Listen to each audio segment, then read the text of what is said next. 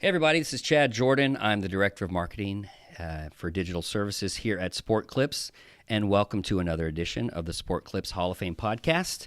Excited today because I have with me here Julie Vargas, Senior Director of Career Opportunities here at Sport Clips. Really stoked about this interview. When you see the picture for this podcast, you're going to see we're at a long table, and that's because whenever I come to Texas, I have to do Whataburger for lunch. And so I got Whataburger breath going on. In fact, you could probably pick it up from the podcast, whatever you're listening to this on, whether it's your iPhone or through your car. So I apologize to Julie that, that's what's happening in this room. So she's sitting as far away from me as possible today. But we're going to have a good time. I'm really excited about Julie being here with us. So, Julie, first of all, thank you for joining us. Thank you for having me.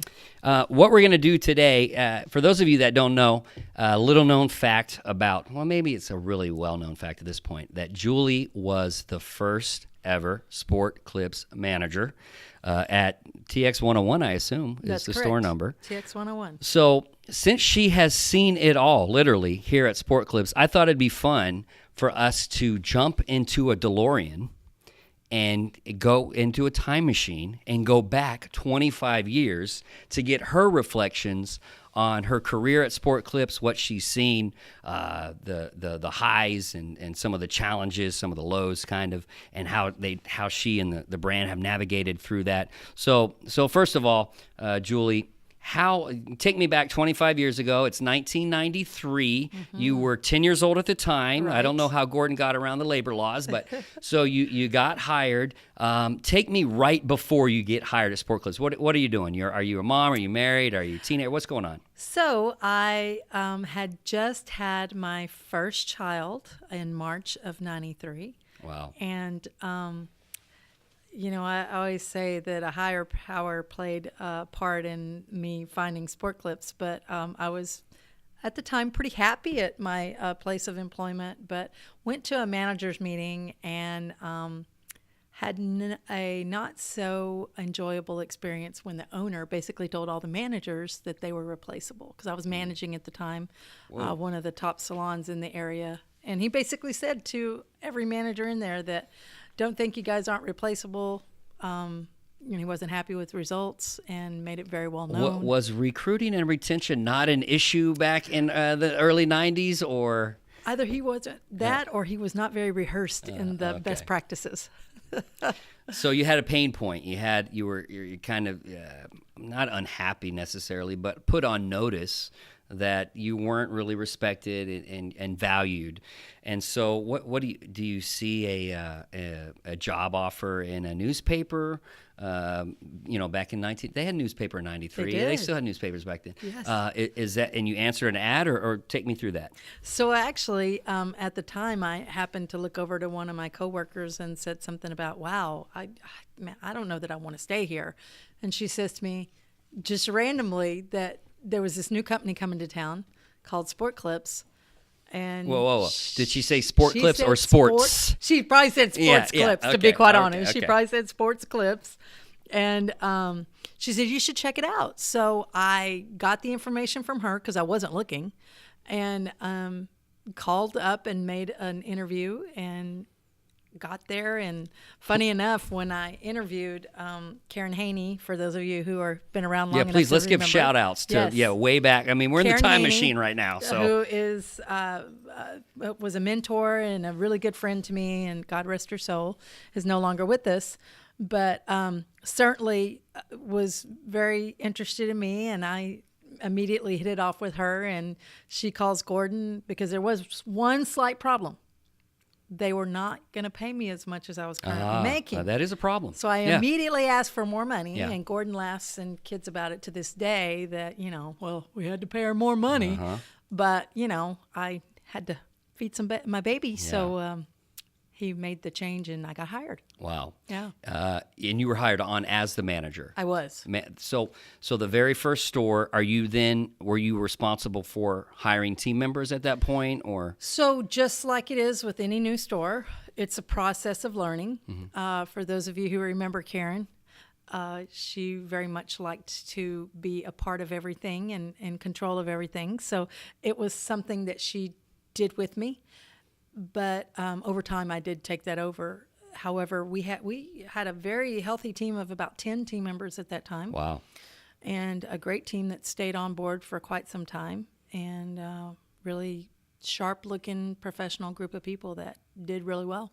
And you were not a concept yet in terms of a brand, right? It was just a single location. Yep. So at that time, were there already rumblings and talkings like, wow, this could be a fit and we could see this kind of blowing up? Or were you just thinking this is a different concept, but we're just going to be involved and change jobs? Yeah, it really took us about 2 years to get the store up to where we really wanted it to be. But we did a lot of marketing. Mm-hmm. We really laid the kind of the ground rules, if you will, for local store marketing. What were you doing out there. at the time? Gosh, lots of footwork. Uh-huh. We were really approaching a lot of companies and giving free haircuts to their employees. And just is the MVP part of Sport Clips 25 years ago? So it was not called the MVP at the time. Now you're really testing my memory here. By the way, she did not get prepped on these questions, so this is like a live firing. I think we at that time still called it the T3 experience, because it was something that we adopted from the Paul Mitchell systems. And so for those of you that have been around long enough to remember, the T3 experience was very similar to what we have today. However, there were a few things that were different. Number one, they used kind of a claw for the massage. So you held it with your hand, and it was a thing with little balls on it.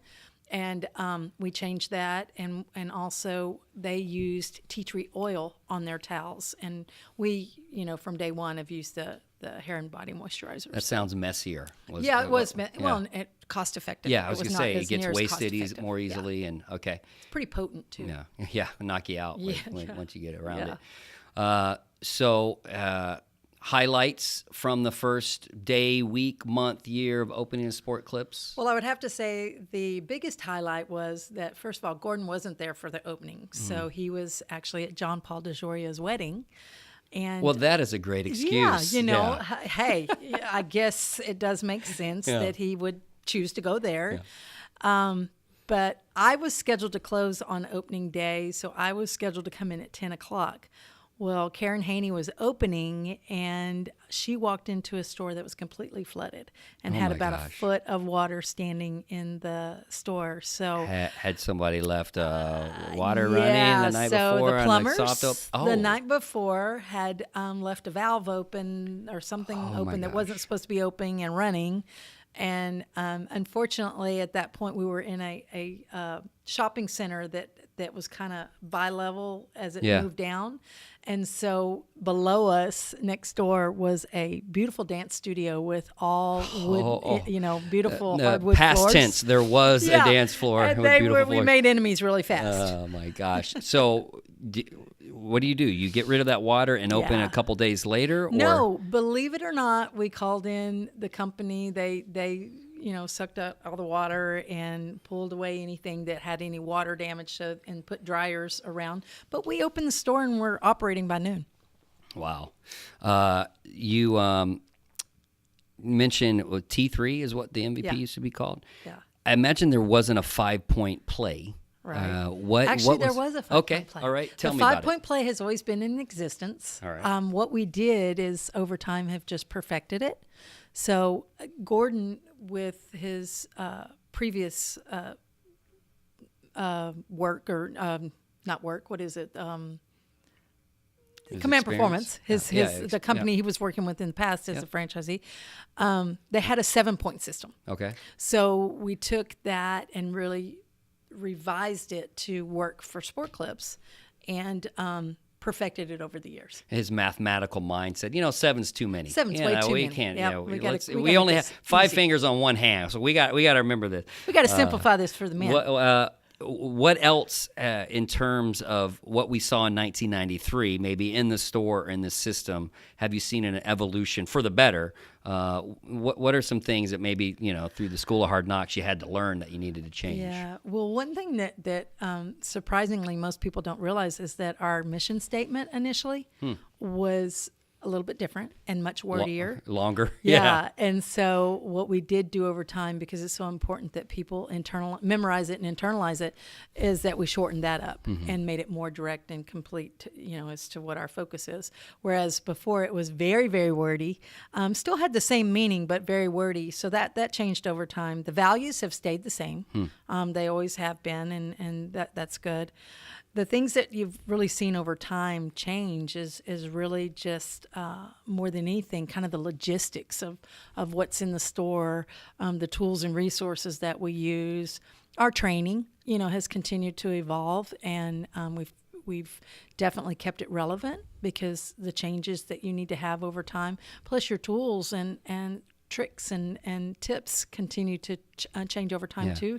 One thing about our industry is it's constantly changing, and the techniques are always getting better and easier and more efficient. So we've had to make those changes over time. And the focus in '93 was still men and boys, right? I mean, it was.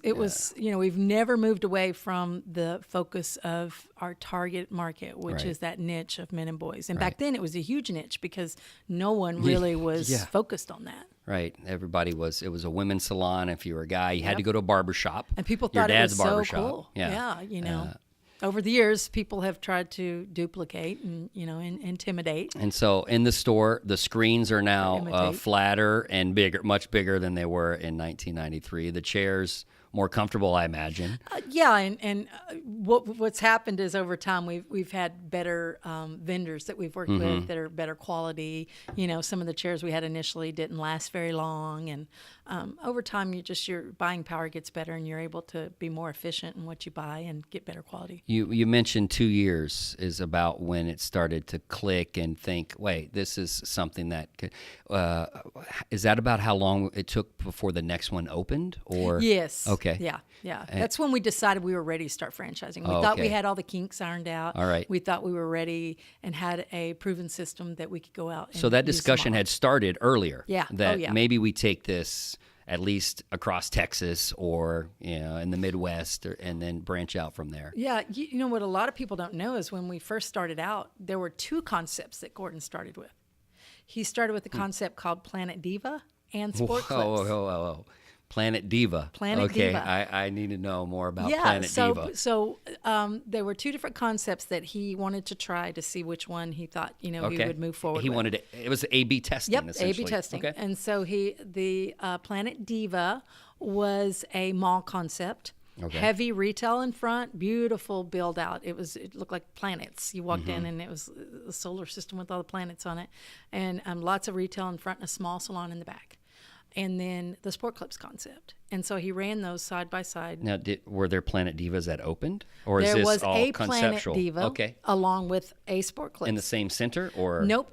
The Planet Diva was in Highland Mall. Okay, so it was in a full mall, not a full mall. Not a strip mall. Okay. And Sport Clips was in its first location that's now been relocated, but in a strip center. And so he ran those simultaneously, and opened them pretty close together. Yeah. And it didn't take long to figure out that Sport Clips was going to be the front runner and the one that he wanted to go with. So he sold Planet Diva to, believe it or not, Regis Corporation. Oh, wow. Yeah. Neat. So. And did you end up managing additional locations, or once it started to get populated or across the state and all that, you were on the franchising side pretty much? Yeah. So as we started opening new locations and additional locations, I was just involved in the setup and the training and, really working with people to get the stores ready to open up. So I became a technical coach, then an area coach, and really worked with the managers and the teams and stuff.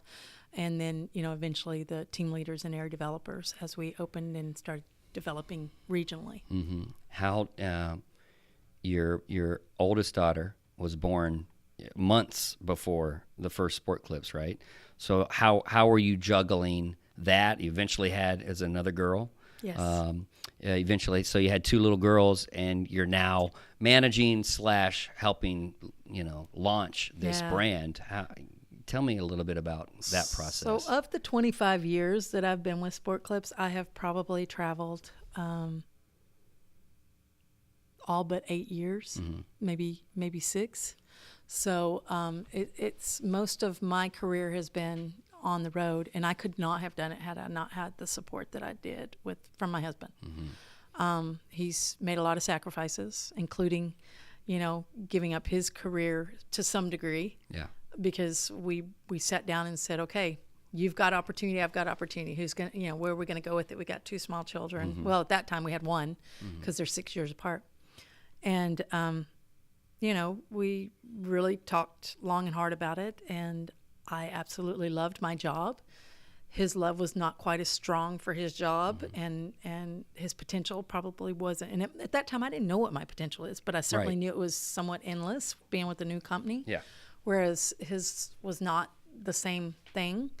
And we made the decision that I would be the one that would take the traveling position, and he, took the back seat. And so that's a hard thing to do, especially, in today's world. Yeah. Sometimes people think that, the man's got to be the one to be the decision maker and do all that. And my husband's very much still involved in all decisions. He just doesn't travel. What's your husband's name?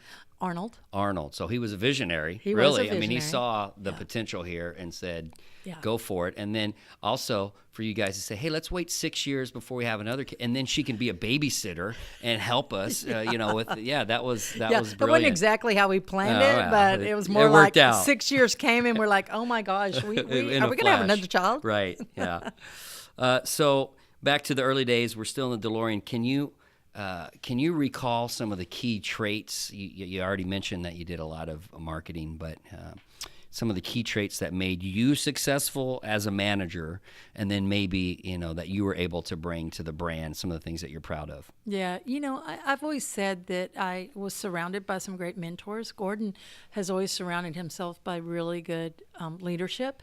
And so Karen Haney, Nancy Vandiver, 2 very, very special people in my life who shaped me, I think, and really did a couple things for me. Well, more than just a couple, but 2 really big things for me. Jim and Nancy were living here at the time. Jim and Nancy Okay. were here. Karen, Nancy at that time was VP of operations, or it's hard to remember because their titles had changed somewhat. I think it was Karen was VP of education and Nancy was VP of operations.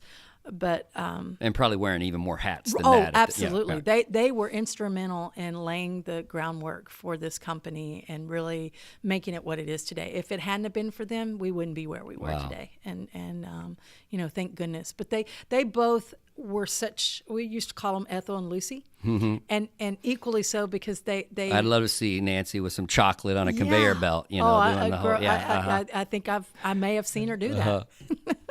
The interesting thing is they were so different in their personalities and their leadership tactics. They both taught me so much about what I wanted to be and what I didn't want to be, and molded me into the person I am today. And so was there a lot of constructive criticism going on? Or they There come was. alongside you There at was, kind of a mother-daughter relationship? What? One was a very nurturing and always reminded you of your worth, and then the other one was just hardcore, hey. Catholic nun, wrapping you on the knuckles to make love sure. Love you, but here's reality, and, no, don't do it that way, and really black and white. One was more gray, one was more black and white. And I think what they did was they gave me such a great foundation and an understanding for appreciating both sides of that you've got there's that happy medium that you have to find so that you can be able to relate to people and get buy-in from people and help people understand. And so, there were many things that I did as someone that they mentored and taught that today I look at and think, I'm so thankful I went through that and challenged them in the way that I did, because they taught me to be better at what I did. And my buy-in is out the roof because of what they taught me and the reasoning behind it. And I think as a manager, and my leadership skills today, one of the things that I've always kept really near and dear to my heart and used as a tactic is buy-in. When you get buy-in, you get much better results. And one of the things I always work with our coaches on our artistic team, our team leaders that are struggling, managers, is that buy-in is key, and there's always a way of going about getting that, and that is helping people understand why and how they benefit from it. So I would say that's probably one of the biggest takeaways and things that I've learned over the years is just how to be better at what I do. And Is how there to a get way to buy-in. know when you have buy-in? Is there a sign or a light Yeah. bulb goes on? You can see it in their faces. I mean, Typically, when you know that you have someone's buy-in, it's through their execution. okay. And it's because I have a better understanding that I now execute in a better way because I understand how I benefit from it and why, we do what we do and the benefits I'm going to get as a result of it. And I think that's where you start to see the real buy-in. So, can you walk me through? We as Sport Clips start to hit momentum. It goes from 1 to 2 stores to 10 to 100. At what point did everybody look around and go, "Oh my gosh, we're not going to be able to contain this"? Yeah, when I look back and say it's been 25 years, that's almost unbelievable to me because it's just flown by. And I think anybody and everybody who's been involved in that kind of whirlwind, if you will, would probably say the same thing. I feel like every milestone that we've hit, when 100th store has been one of those times when we sit back and be like, "Oh wow!" But you ask Gordon, and he'll tell you, "I never thought there would be." We wouldn't talk. Yeah, he knew it. I never put a lid on it because I didn't even think that I could say what it was because I knew it had potential. And looking back on it, I don't think I would have ever thought we would be where we are today. Mm-hmm. But certainly, I'm glad we're here, and I can see that we have potential to keep moving forward. When did it make sense to start having huddles? Like, when did that all transpire? Yeah, so I think it was very initially small and not many people there. And those were effective, but they started getting a lot more effective when we got past the 500. Okay. I think there was a buzz and an energy. Yeah. We're legit. Yes. Yeah. And it made it more fun. It's actually easier when you have more people. When you have fewer people, it's harder We'll have to to ask Saran and Felicia if they agree with that part. That's true. That's true. No, but I definitely can sense that. Yeah. The more people that are there, and when you take over a town and everybody's wearing the Sport Clips gear, and you see each other and you nod or you meet friends, and certainly so.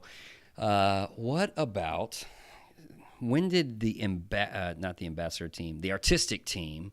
When did that start to take shape? We just had Crystal Sierras up here on the Look All-Stars and win. And hopefully this podcast, voting's still going on, right? Can you still vote? Yeah, and if you haven't voted, please. Okay, you can please vote do. up until what? I think Sunday is when they Okay, announce so the this winner, podcast should launch this week, Thursday, before the July, 15th air date of the next one. So if you're listening to this before then, please make sure you find out. Details will be available at sportclips.com/podcast, how to vote. So Crystal, a member of the artistic team, when did that all begin to take shape? And walk me through that, because it's such this exciting team, and what they do not just at Huddle, but around the country is pretty amazing. Yeah, believe it or not, there's been talks about having an artistic team for years. Back to the Cynthia Sanchez days. I don't know if you guys remember Cynthia. She used to be our director of technical education, and now Mary Carter has that position. But there were talks about that years ago, and it just took a while to convince people that was an avenue that we really needed to go down. And I will tell you that some of that happened with the transition of Edward becoming a part of the team. He really saw that vision, understood the power in what an artistic team could do for Sport Clips brand, and the perception that it could help elevate within people who had thoughts about the brand, and how it could really position us as authority on men's grooming. Yep. And once we convinced him, that's really when it all started to come into play. And I would say, that now has been, our artistic team is coming off their 4th year at the end of this year. So it's been in the works for about 5. And one of the things, you travel, I travel, we go to a lot of stores, meet a lot of managers, assistant managers, team members. The artistic team, they're like on the Mount Rushmore of sport, not just sport clips, but stylists in general. Right. So what's happened in the last 4 or 5 years with them and for them and because of them is pretty amazing. Yeah, I think if you asked any of these team members, they would tell you that they have grown so much by being on a part of this team. Yeah. Just number one, their confidence, their ability to get up in front of people, their leadership skills. One thing that we do is, and my team, is we hold them accountable for their actions, the way they look, the way they act, how they represent our brand. We watch very closely their social media. You know, we want them to be strong brand influencers. And so part of what we require from them as members of the team is to always represent the brand strong. And so over time they've realized that that's only benefited them and made them better.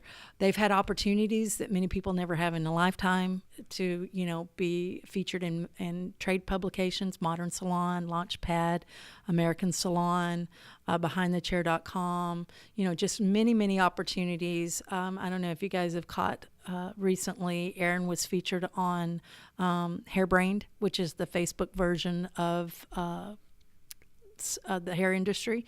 We will have 5 more of those before the year's up. So, and those are basically Facebook Lives on Hairbrained, and, you know, just really helping to position Sport Clips as authority in men's grooming, and really elevated the perception, because we all know that everybody in the industry, especially when you're in beauty school, your one goal is either to own your own salon or be, you know, on stage doing education. So it's a great career And what path. I love about each of them as well, you alluded to it. Obviously, I'm pretty active on social media. Each of them, if you follow them, they're all positive. They're not, even if they've had a bad day, they're not communicating it on social media at all. Representing the brand really well, and that's something that we actually teach in leaderships and at Huddle is not just the artistic team. If you wear Sport Clips on your badge, anywhere on your uniform, be positive on social media. If you've had a bad day, go have a bad day at home and talk about it to your spouse, your friends, whatever. But don't blast it on social media, because everyone can see that, and it does have an impact. And so I love that about the artistic team and how well they represent us. Let's see. I have a couple more, and then I have some fun questions, if I may. I want to get back in the time machine. We're going through. You probably have, over 25 years, and especially the first couple years of managing, a ton of memories. I want maybe one favorite part of managing the store, favorite story, something just out of your vault. Yeah. You know, I would say that managing was probably one of the most rewarding times in my career, because I'm a person who really likes to see people grow and the results of that. And so as a manager, I felt so empowered by that capability, because what I was able to do, and through the Sport Clip system, because I didn't feel that I had this capability in my previous place of employment, but I was given tools that enabled me to really work with my team members and, you know, take the 5-point play and the standards that were put in place and show them how the execution of that 5-point play really made them better at their job, and how if they execute those standards, it make them more successful, influence their paycheck, and, you know, their tips and their return on their clients and all those things. And I used to get such great joy in, you know, sitting down with someone and going over their goals initially, then coming back and looking at those goals after we created their action plan, and then really seeing the results of what that had done, and just them like thanking me. And I'm like, don't thank me, you did the work, you know. But no one's ever taken the time to show, you know, that they care. And I never really realized how, and, you know, truly I had never experienced that as a manager, because I hadn't done it at that level. And so it gave me something in my leadership bucket that made me better today as well, because it just, it showed you how taking the time to work with individuals, it's amazing what you can do with an individual, even who doubts himself. If you just take the time to show them that through proper execution, and you give them all the tools that they need. And that's what I love about Sport Clips. We have these great tools and this great ability to do this with our teams, and it's part of what we expect of our managers. And it truly makes you a better person, because it's not just about what you do at work. It plays into your life.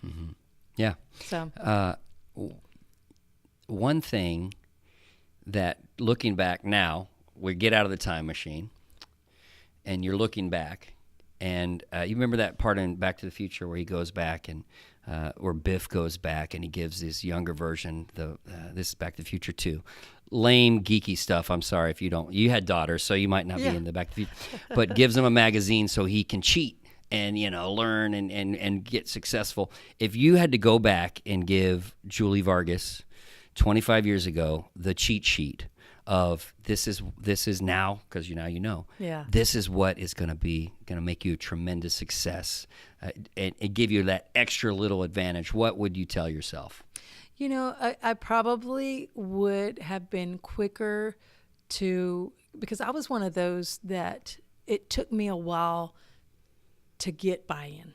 I had to really see it. I'm one of those people that I'm very much a visual person, so I had to see the results. I had to, and when I came to Sport Clips, I had doubt initially, and it took me a while to get past that doubt, because doubt about the brand or about just your about ability. So I had been taught different ways. Okay, so you had to unlearn. And they were, which is very common in the industry. You learn something, you've been doing it for a while, and someone tries to change you. So as many of us experience on a daily basis, it's very hard to change people, and I was one of those people. I came to Sport Clips set in my ways. And I was still young, so I was still very coachable and trainable, but I really needed to see things and internalize them. And I think if I had, known then what I know now, I would have been quicker to jump on board and move forward faster. You would have resisted less. Less. Yeah. I say that I might not have gotten as much out of it. Because I think sometimes resistance gets you, what you need to be, and and plus it makes you better when you have those people that resist against you as well. So, that would probably be the one thing I would change.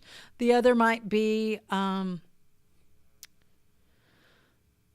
don't have a lot of regrets. I think it's all molded me into what I want to be. I like to pride myself on thinking that I made pretty good decisions over the years. But it's part of the journey. Yeah. Right? But I can absolutely say that I wouldn't be where I was today if it hadn't been for what I went through. Yeah. So I love that. Let's see. I got a couple questions from managers. If you mind if I ask you some of those, and absolutely. then we'll wrap this up and just, I know it was a little, I'd try to stop at 30 minutes, but this is, I think, worthwhile. So Samantha Scott, you might know her as the voice of the national anthem, the American national anthem this year. She wanted me to ask this, that one of the issues she runs into as a store manager is keeping everything separate. So knowing where she's going and simultaneously coaching a staff who are all kind of going in their own way, in their own direction. And so when she's out there picking up new talent for her stores and assessing their goals and coaching them to reach their full potential, how can she remain focused on her own personal goals while still helping the store? Yeah. So kind of time management and focus all in one. So, I think it's really important because when I was a manager, I was highly requested. I mean, there were times when I couldn't even take a lunch which it should be that way. But with that being said, it becomes a challenge to make sure that you do get the things done that you need to get done. And so the only way I was really able to get that done was to schedule my time that I needed to get that done and not have it on the schedule. Okay. So if I was going to cut hair, and I knew that I was going to cut hair from like 3 to close, then that's all I wrote on the schedule. Just for the sake of the team knowing, or, if Karen or Gordon or somebody walked in and needed to know when I was going to be there, I would put, off floor hours and write that on the schedule so that the other people knew that. And that would be the time that I spent doing what needed to be done with, focus on my personal goals and my team members' goals and coaching them. Were you strict in that? If the store's there's a line out the door, do you say I gotta get this schedule done, or I gotta do whatever in the office, or do you hop out on the floor? Yeah. Every manager knows that if you've got a line waiting out the door, you got to do what you got to do, and that means you would then hop in and do some haircuts and take the weight down.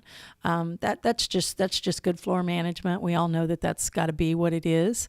But that also goes back to scheduling, making sure that you're scheduling appropriately, understanding your tools that are there to help you understand the flow of the clients, and trying to prepare and anticipate that ahead of time so that doesn't happen. Excellent answer. If I may ask two more. Wanda Ward, she asks, she has a hard time finding applicants that, if they do show up for interviews, are willing to work at, kind of when they need to, and try to dictate what their schedule is going to be. What are maybe one tip or trick that she can do to get around that challenge? Yeah, so I think there's a couple of things and by the way, that's always been the case. I think we seem to 25 years ago that was I think we seem to make that a millennial thing, and it probably might be kind of their mojo, but it was also there 25 years ago, so it's been around a while. But I will tell you that today you do have to be a little more creative in your scheduling, and I use the word creative because that's exactly what it is.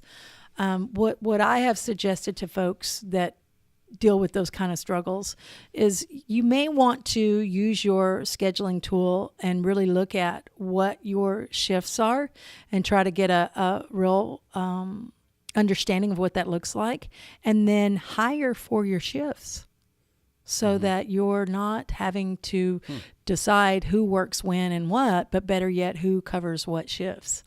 And if you hire someone for a 12 to 8:30 shift, then that's what they're scheduled to work.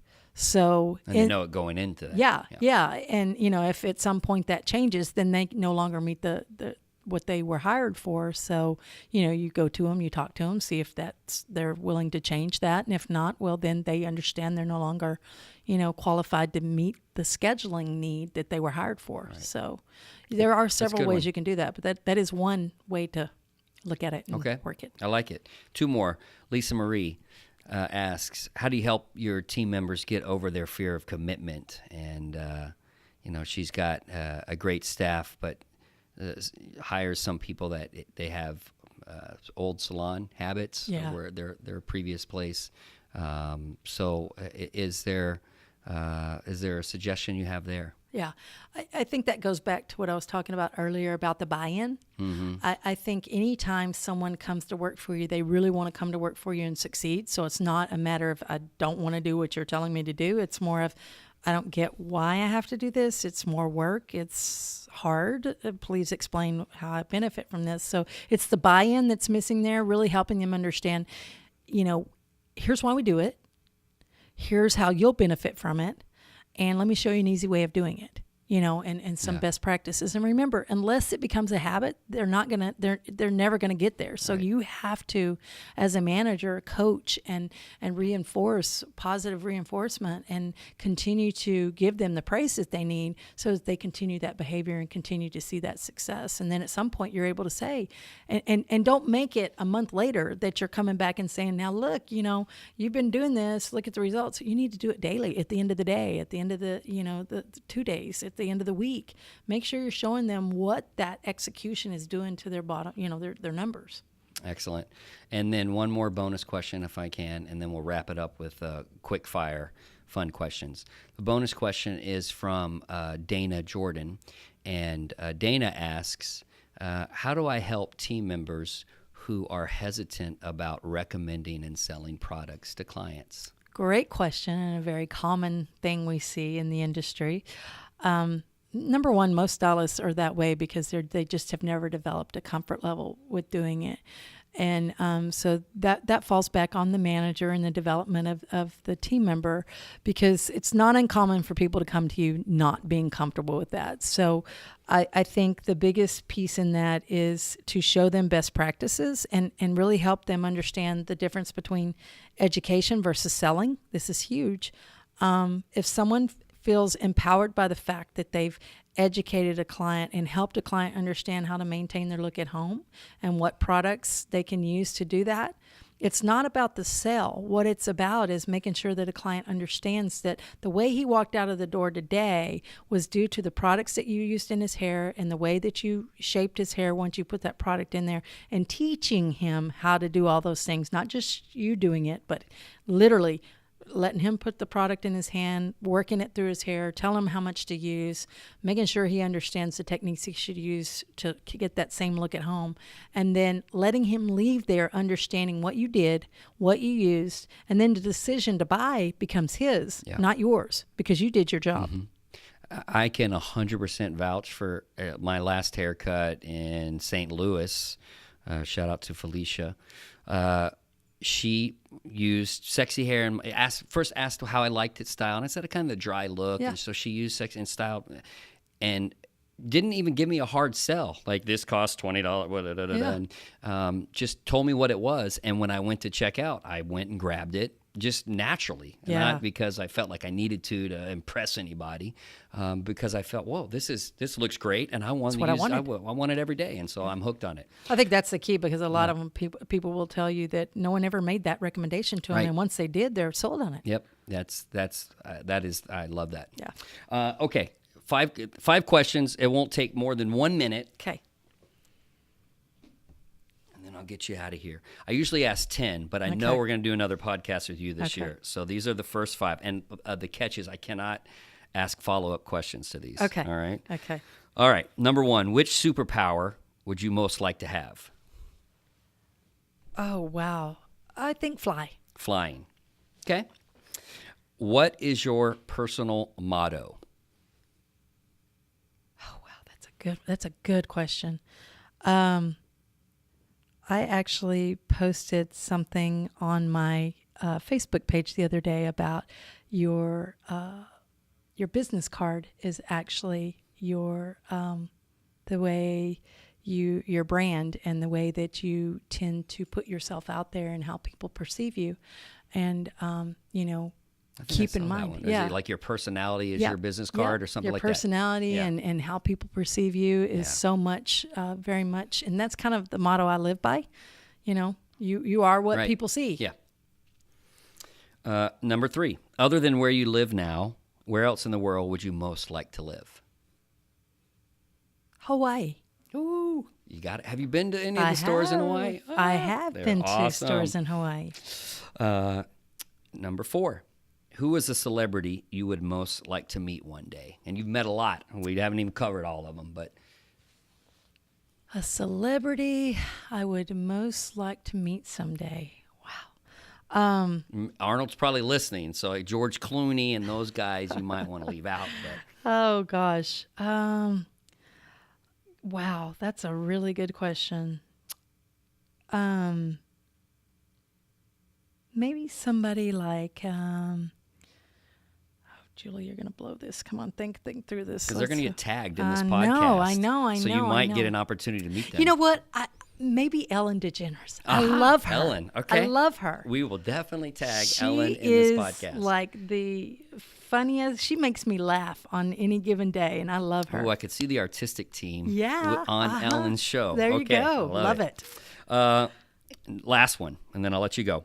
Which words or phrases do you most often overuse? Oh my gosh. Amazing. I'm always like, that's amazing. Wow, that was amazing. Well, this podcast has been amazing. You are amazing and will continue to be. So thank you for joining us. Well, I've had Julie Vargas on here with us, the Sport Clips Hall of Fame podcast. Thanks to everybody for tuning in. Thanks, Julie. Bye, guys.